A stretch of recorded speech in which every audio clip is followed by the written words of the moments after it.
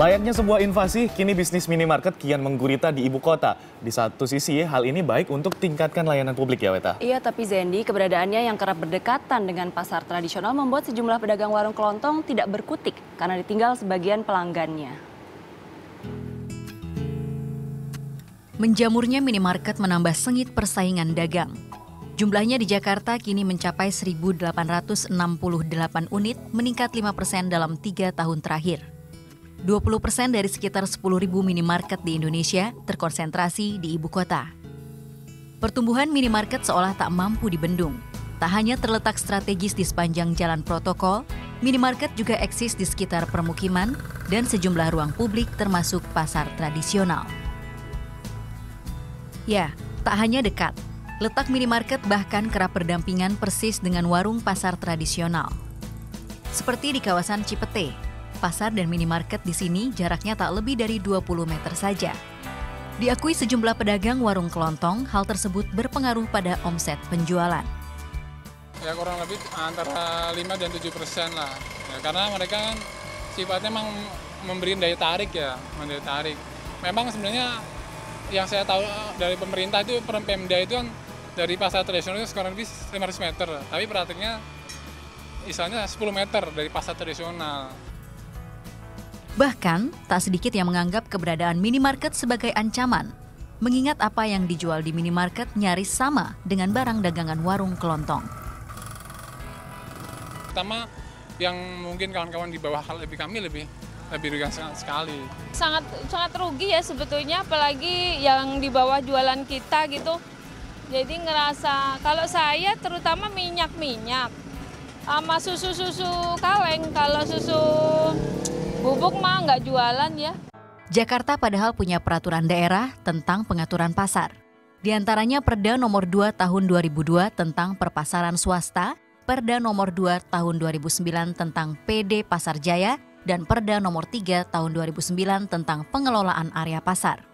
Perda telah mengatur bahwa jarak minimal antara minimarket harus 500 meter. Sementara jarak antara minimarket dan warung kelontong tak boleh kurang dari 250 meter. Praktiknya, aturan seolah berlaku bak angin lalu. Menyikapi hal ini, pengusaha minimarket yang diwakili Asosiasi Pengusaha Retail Indonesia Aperindo justru berharap para pedagang tradisional punya cara baru guna tingkatkan daya saing.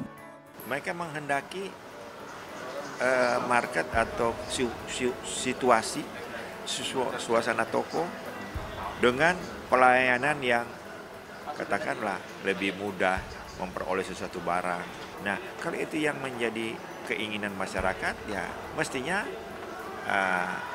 saudara-saudara kita yang berdagang, yang katakanlah dalam tanda petik di toko-toko tradisional, mestinya membaca tren ini.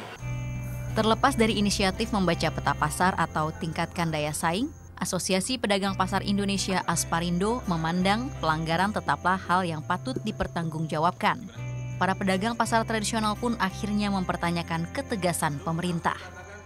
Kalau equal, kita sudah ngomong bahwa ini pasar tradisional itu mewakili jauh lebih banyak kepemilikannya daripada toko atau pasar modern.